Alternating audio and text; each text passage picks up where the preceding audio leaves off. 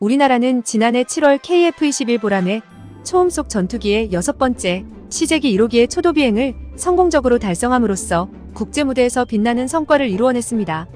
이번 성과가 전 세계 국제 방산 시장에 미치는 영향력이 상당할 것으로 예상되며 설계 난이도가 상당히 높고 동체 외부 형상부터 내부 배선 및 부품 위치까지 완전히 재설계해야 하는 복잡한 구조와 기술적 도전에 직면하여 KF-21 보람의 프로젝트를 통해 우리나라는 전투기 개발 역량이 전 세계에 입증되면서 단 한 번의 실패도 없이 개발 작업을 성공적으로 완료하여 국제적으로 입증된 능력으로 KF-21 보람의 성공은 대한민국이 국제 무기 시장에 있어 전투기 개발 및 개량 능력을 입증한 아주 중요한 순간이라 할 수 있는데요.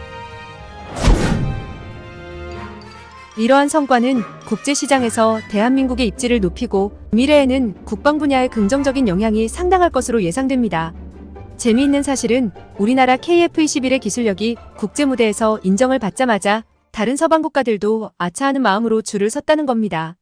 지난 2022년 7월 19일부터 올해 6월 28일 KF-21 보람의 마지막 시제기가 첫 비행에 성공하며 단 1년이 채 지나지 않는 시간 동안 6대의 시제기에 대한 시험 비행을 모두 성공적으로 완료되어 그 어떤 무기 체계와도 비교하기 어렵고 다른 국가의 사례만 살펴보더라도 KF-21 시리즈의 빠른 속도는 국제 방산 시장과 대한민국을 주목하는 계기가 되었고 우리나라의 KF-21 비행 기록만큼 창공 하늘의 무대에서 빛을 발하며 리더십을 입증한 나라가 대한민국이 처음이라는 겁니다.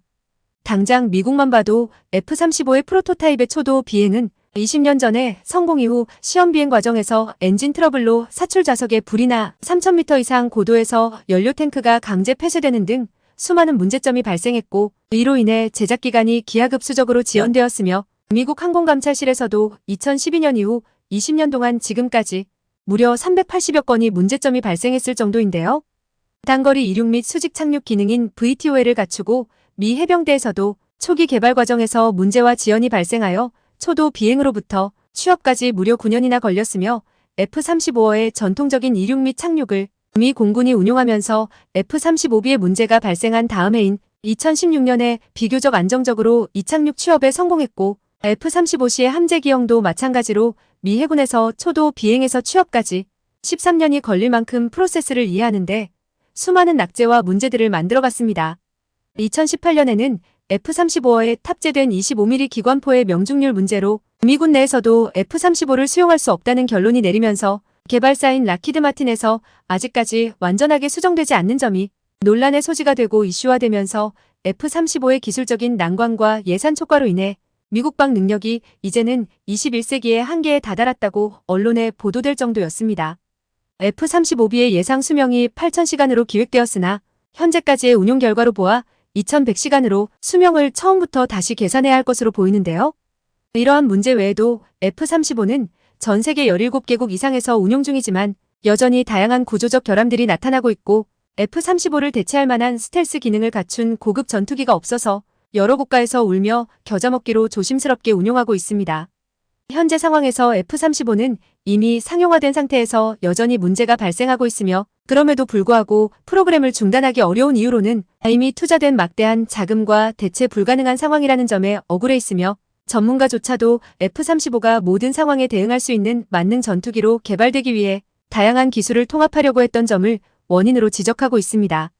그리고 F-35 전투기는 개발 과정에서 허다하게 발생하는 것이라면서 유별나게 예상치 못한 문제와 결함이 생긴다는 건 따지고 보면 시험 비행이라는 것 자체가 비행 통과 과정에서 결함을 해결하고 성능을 개선하는 과정에서 다양한 시행착오와 어려움은 당연히 불가피하지만 대한민국의 KF-21과 비교하여 F-35의 초기 시험 비행 결과가 어떻게 평가되는지에 대한 문제는 세계에서 지목할 중요한 사항으로 보고 있고 KF-21의 대한민국의 전투기 개발 프로젝트로 우리의 기술력으로 초기 비행 단계에서 다수의 성공을 거두면서 대한민국의 전문기술 인력과 협력사들의 노력에 기인하므로 KF-21 프로젝트 미래시험 비행 및 개발 단계에서 우리나라가 유럽의 어떤 나라보다 한 발짝 더 앞당겨졌다고 볼 수 있는데요.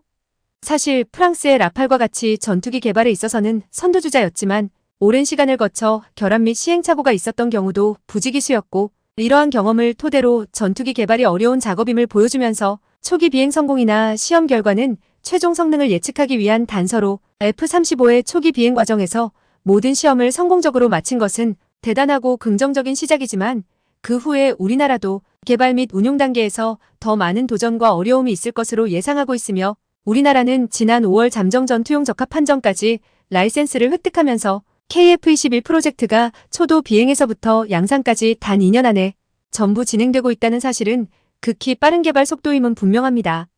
이러한 속도는 전 세계 군사 전문가와 관계자들 사이에서 주목을 받고 있으며 긍정적 반응과 함께 논란의 여지도 있습니다.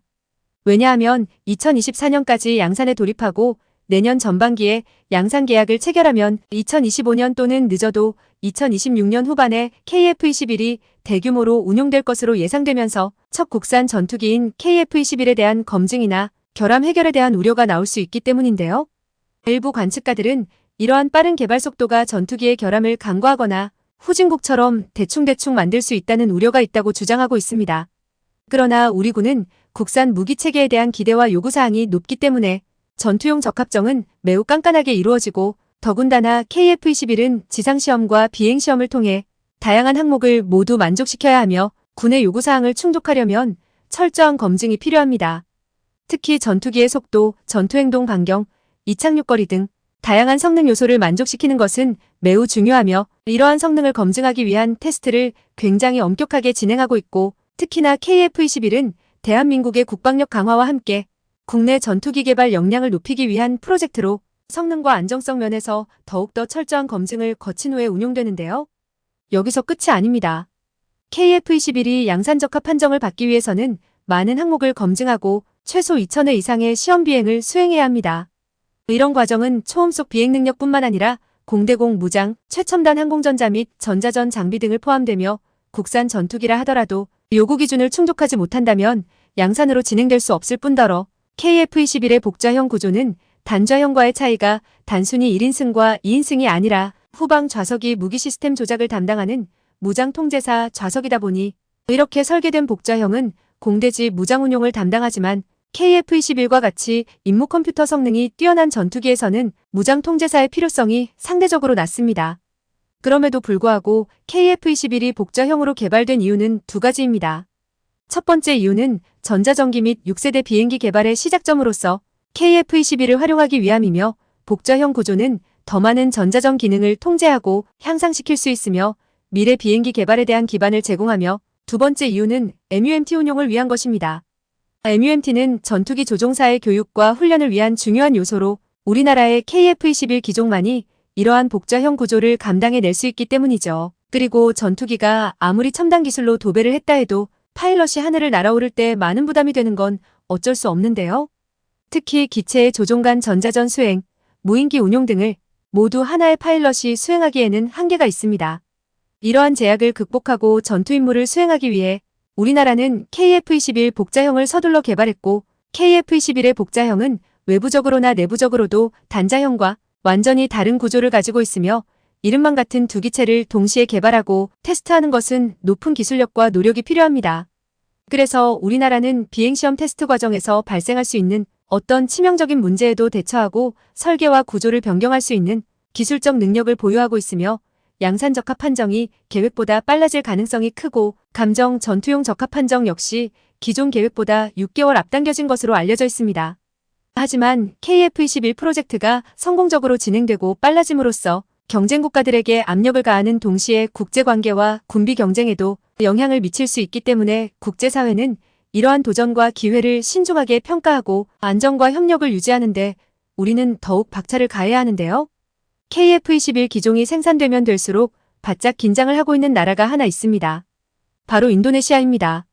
인도네시아가 KF-21 프로그램에 대한 분담금 지불 문제로 계속해서 대한민국과 갈등을 겪고 있는 이유는 KF-21은 대한민국이 개발한 고급 제5세대 전투기로 그 성능과 기술력이 국제적으로 주목받으면서 인도네시아가 KF-21 분담금 지불을 연기하고 코로나19를 핑계로 자주 내정 간섭을 한다면서 이래저래 핑계를 대고 다른 국가와의 방산 계약도 몰래 추진하고 있으면서 인니가 양다리를 걸치는 바람에 KF-21에 대한 관심은 줄고 프랑스 라팔 42 전투기와 중국 미라주 2005 전투기를 추가로 구매하는 계획을 발표하면서 인도네시아와 대한민국 간의 협상은 계속해서 연기되고 아직 해결되지 못한 대한민국의 국방 무기 산업에 있어낼 돈이 없다고 차일피일 미루고 있는 상황에 그저 눈치를 보면서 우리나라를 호구로 보고 있는 상황에 놓여 있습니다.